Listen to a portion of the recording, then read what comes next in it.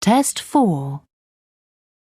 You will hear a number of different recordings, and you will have to answer questions on what you hear. There will be time for you to read the instructions and questions, and you will have a chance to check your work. All the recordings will be played once only. The test is in 4 sections. At the end of the test, you will be given 10 minutes to transfer your answers to an answer sheet. Now turn to Section 1. Section 1. You will hear a woman telephoning for information about a festival. First, you have some time to look at questions 1 to 7.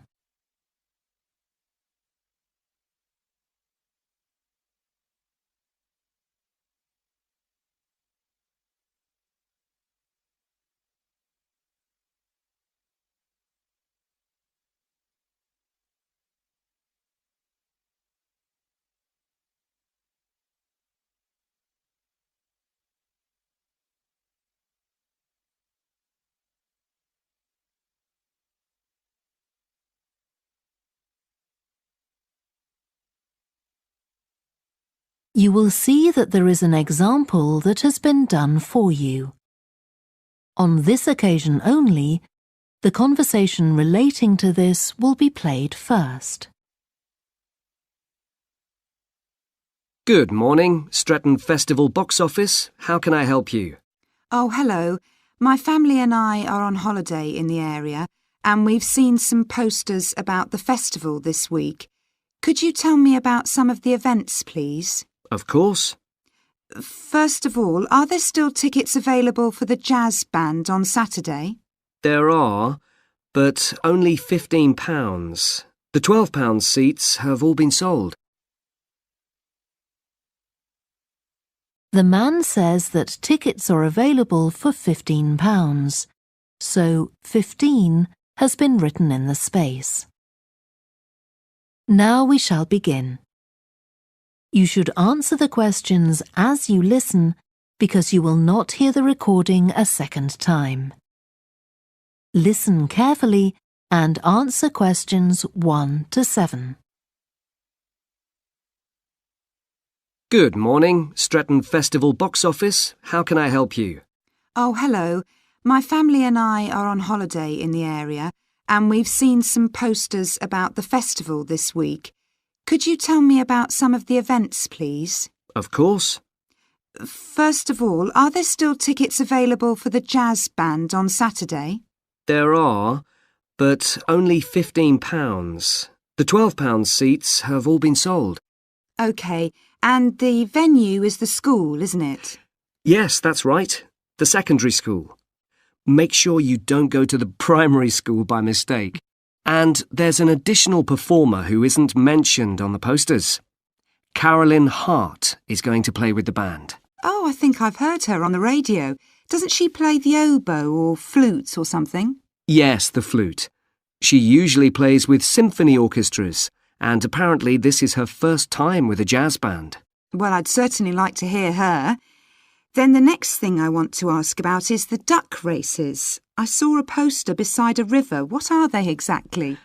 Well, you buy a yellow plastic duck, or as many as you like. They're £1 each. And you write your name on each one. There'll be several races, depending on the number of ducks taking part.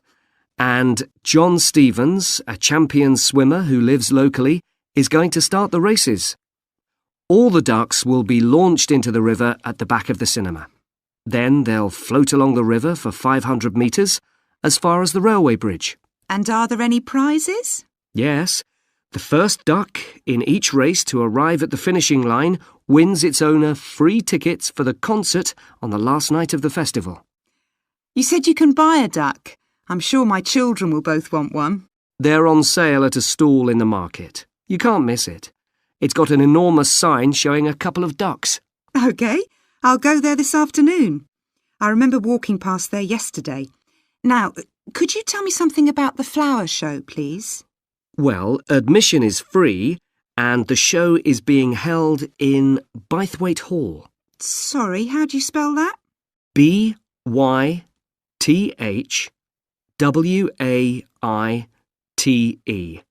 Bythwaite. Is it easy to find?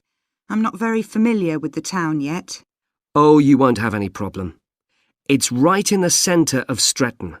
It's the only old building in the town, so it's easy to recognise. I know it. I presume it's open all day. Yes, but if you'd like to see the prizes being awarded for the best flowers, you'll need to be there at 5 o'clock. The prizes are being given by a famous actor, Kevin Shapless. He lives nearby and gets involved in a lot of community events. Gosh, I've seen him on TV. I'll definitely go to the prize giving. Right. Before you hear the rest of the conversation, you have some time to look at questions 8 to 10.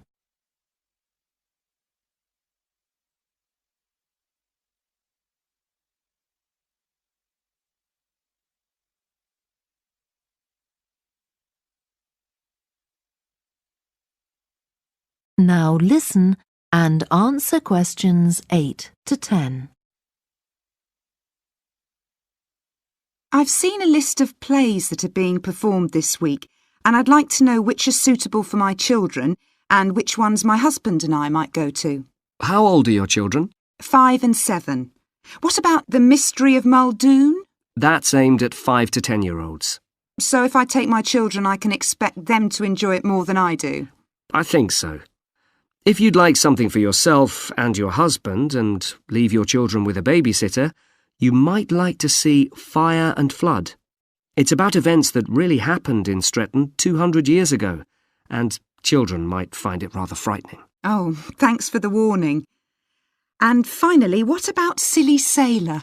That's a comedy, and it's for young and old. In fact, it won an award in the Stretton Drama Festival a couple of months ago. OK. Well, goodbye and thanks for all the information. I'm looking forward to the festival. Goodbye. That is the end of section 1. You now have half a minute to check your answers.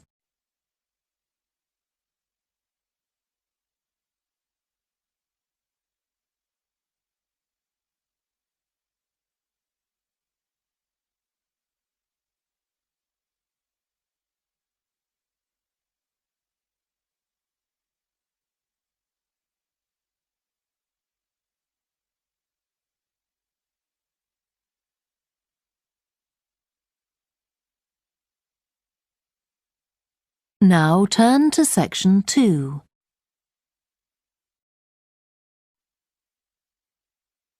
Section 2.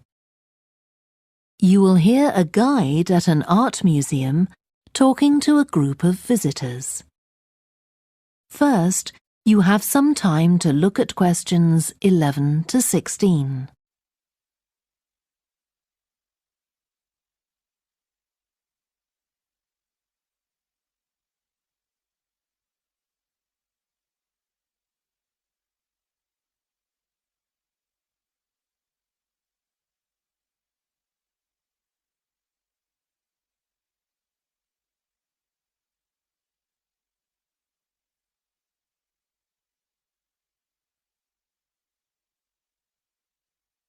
Now listen carefully and answer questions 11 to 16.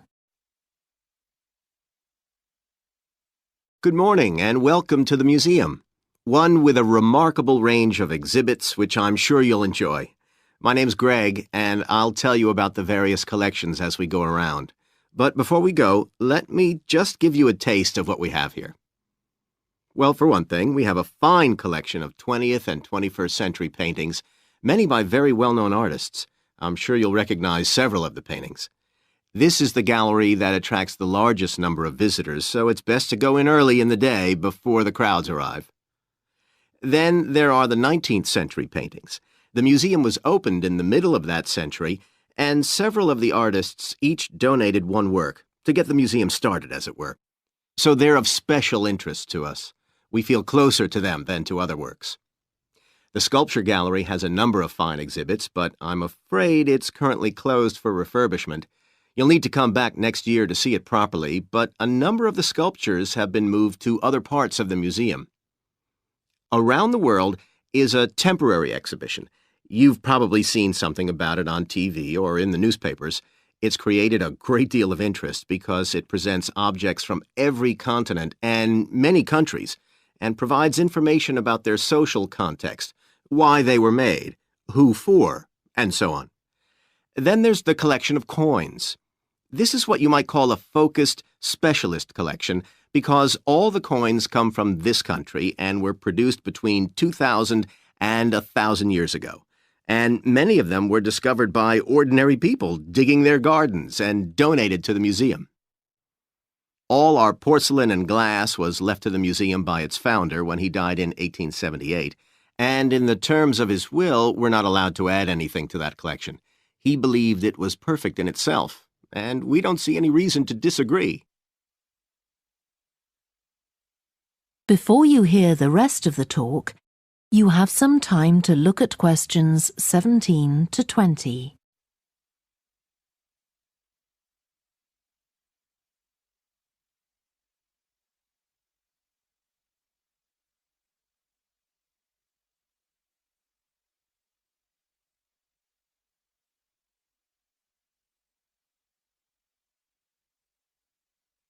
Now listen and answer questions 17 to 20.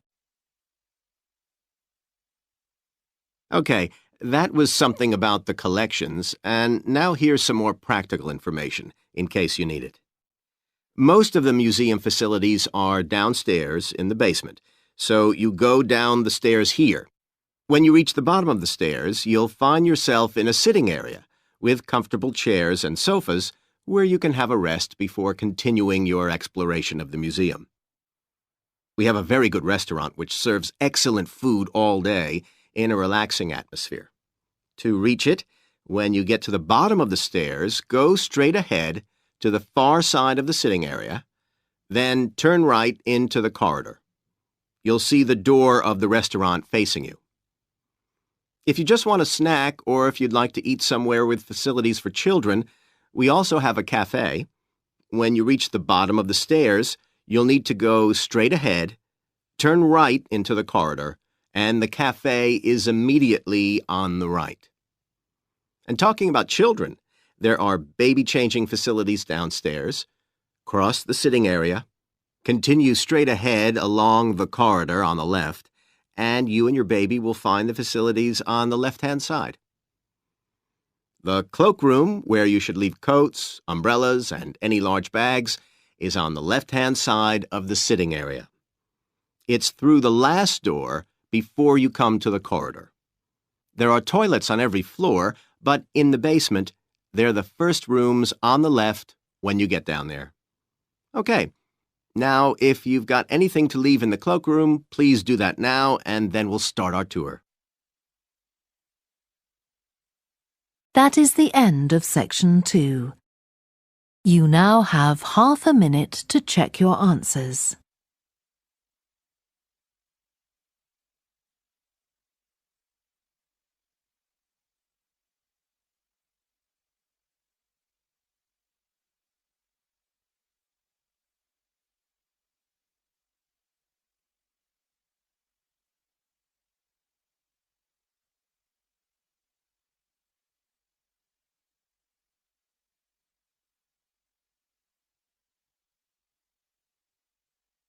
Now turn to section 3.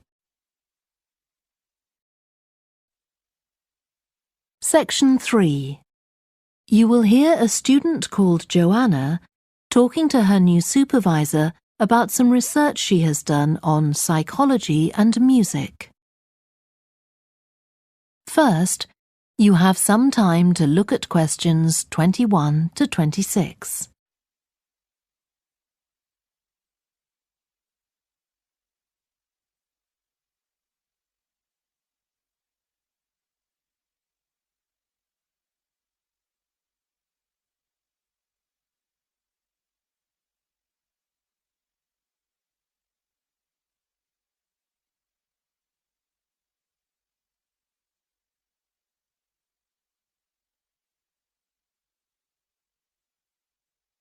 Now listen carefully and answer questions 21 to 26. Hi, Joanna. Good to meet you. Now, before we discuss your new research project, I'd like to hear something about the psychology study you did last year for your master's degree. So, how did you choose your subjects for that? Well, I had 6 subjects, all professional musicians and all female. 3 were violinists, and there was also a cello player and a pianist and a flute player. They were all very highly regarded in the music world, and they'd done quite extensive tours in different continents, and quite a few had won prizes and competitions as well. And they were quite young, weren't they? Yes, between 25 and 29. The mean was 27.8. I wasn't specifically looking for artists who'd produced recordings, but this is something that's just taken for granted these days, and they all had. Right. Now, you collected your data through telephone interviews, didn't you? Yes. I realised if I was going to interview leading musicians, it'd only be possible over the phone because they're so busy. I recorded them using a telephone recording adapter. I'd been worried about the quality, but it worked out all right. I managed at least a 30-minute interview with each subject, sometimes longer. Did doing it on the phone make it more stressful? I'd thought it might. It was all quite informal, though, and in fact they seemed very keen to talk. And I don't think using the phone meant I got less rich data. Rather the opposite, in fact. Interesting. And you were looking at how performers dress for concert performances? That's right. My research investigated the way players see their role as a musician and how this is linked to the type of clothing they decide to wear. But that focus didn't emerge immediately. When I started, I was more interested in trying to investigate the impact of what was worn on those listening, and also whether someone like a violinist might adopt a different style of clothing from, say, someone playing the flute or the trumpet. It's interesting that the choice of dress is up to the individual, isn't it? Yes, you'd expect there to be rules about it in orchestras, but that's quite rare. Before you hear the rest of the discussion, you have some time to look at questions 27 to 30.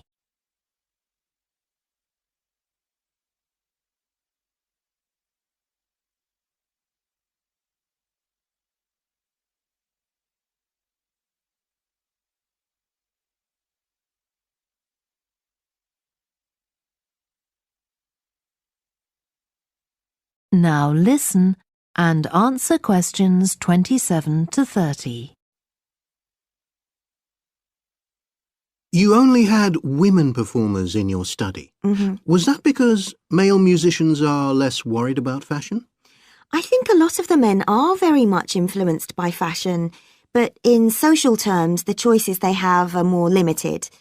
They'd really upset audiences if they strayed away from quite narrow boundaries. Now, popular music has quite different expectations. Did you read Mike Frost's article about the dress of women performers in popular music? No. Well, he points out that a lot of female singers and musicians in popular music tend to dress down in performances and wear less feminine clothes, like jeans instead of skirts. And he suggests this is because otherwise they'd just be discounted as trivial. But you could argue they're just wearing what's practical. I mean, a pop music concert is usually a pretty energetic affair. Yes, he doesn't make that point, but I think you're probably right. I was interested by the effect of the audience at a musical performance when it came to the choice of dress. The subjects I interviewed felt this was really important. It's all to do with what we understand by performance as a public event.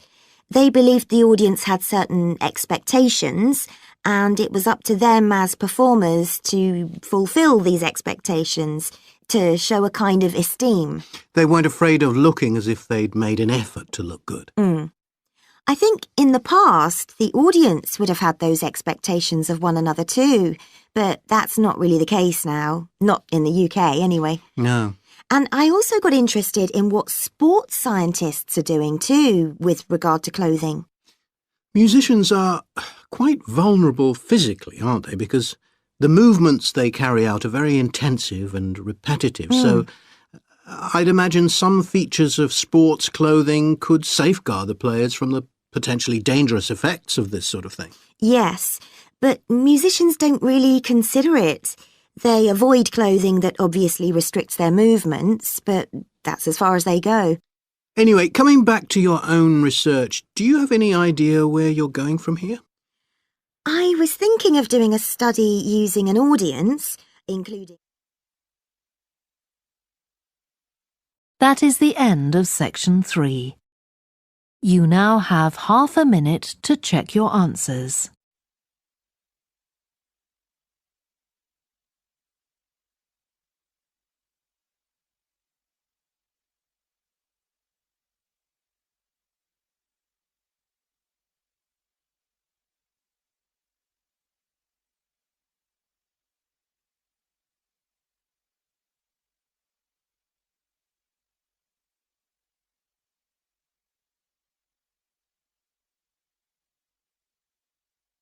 Now turn to section 4. Section 4. You will hear part of a lecture about a way of reducing the amount of carbon dioxide in the atmosphere. First, you have some time to look at questions 31 to 40.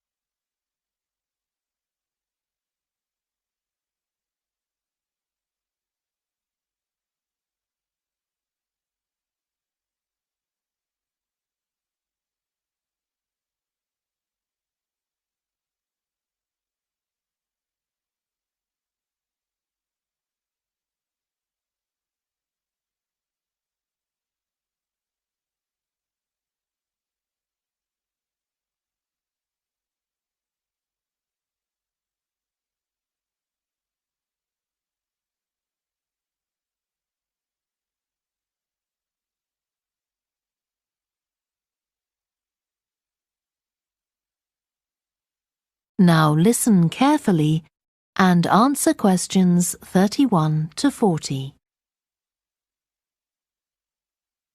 As we saw in the last lecture, a major cause of climate change is the rapid rise in the level of carbon dioxide in the atmosphere over the last century.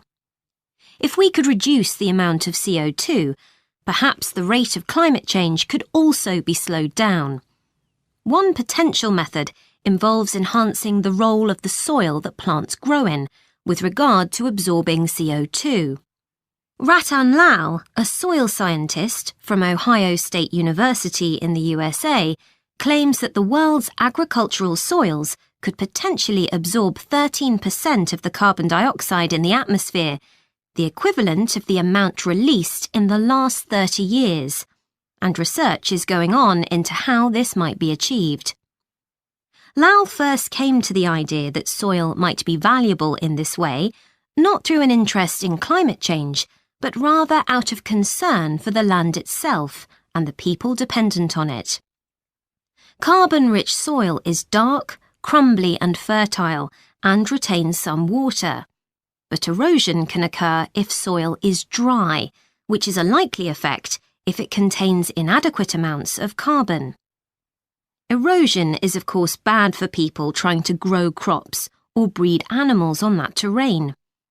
In the 1970s and 80s, Lal was studying soils in Africa so devoid of organic matter that the ground had become extremely hard, like cement. There he met a pioneer in the study of global warming who suggested that carbon from the soil had moved into the atmosphere. This is now looking increasingly likely. Let me explain. For millions of years, carbon dioxide levels in the atmosphere have been regulated, in part, by a natural partnership between plants and microbes, tiny organisms in the soil. Plants absorb CO2 from the air and transform it into sugars and other carbon-based substances. While a proportion of these carbon products remain in the plant, some transfer from the roots to fungi and soil microbes, which store the carbon in the soil. The invention of agriculture some 10,000 years ago disrupted these ancient soil-building processes and led to the loss of carbon from the soil. When humans started draining the natural topsoil and ploughing it up for planting, they exposed the buried carbon to oxygen. This created carbon dioxide and released it into the air. And in some places, grazing by domesticated animals has removed all vegetation, releasing carbon into the air. Tons of carbon have been stripped from the world's soils, where it's needed, and pumped into the atmosphere. So, what can be done? Researchers are now coming up with evidence that even modest changes to farming can significantly help to reduce the amount of carbon in the atmosphere. Some growers have already started using an approach known as regenerative agriculture. This aims to boost the fertility of soil and keep it moist through established practices. These include keeping fields planted all year round and increasing the variety of plants being grown. Strategies like these can significantly increase the amount of carbon stored in the soil, so agricultural researchers are now building a case for their use in combating climate change.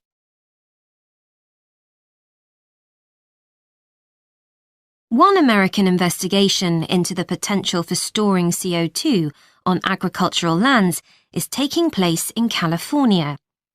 Soil scientist Wendy Silver of the University of California, Berkeley, is conducting a first-of-its-kind study on a large cattle farm in the state.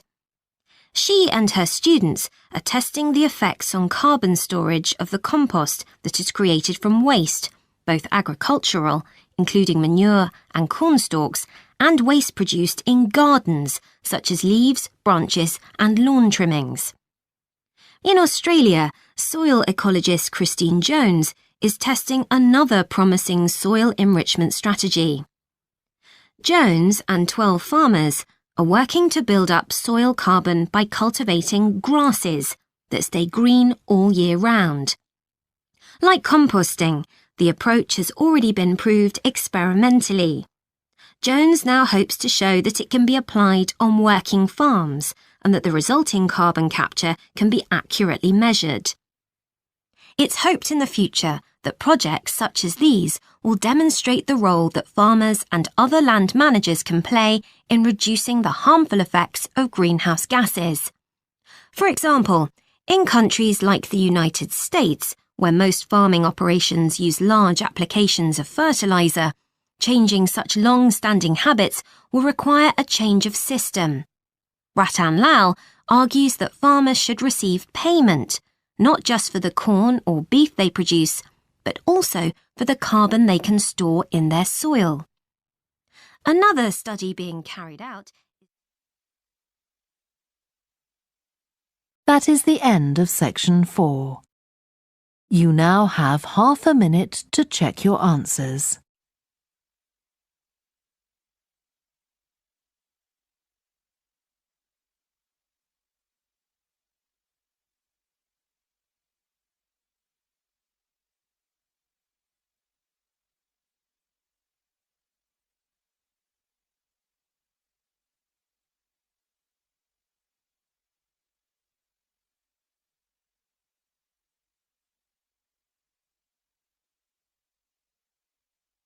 That is the end of the listening test. You now have 10 minutes to transfer your answers to the answer sheet. Please stop writing and wait for your question booklet to be collected.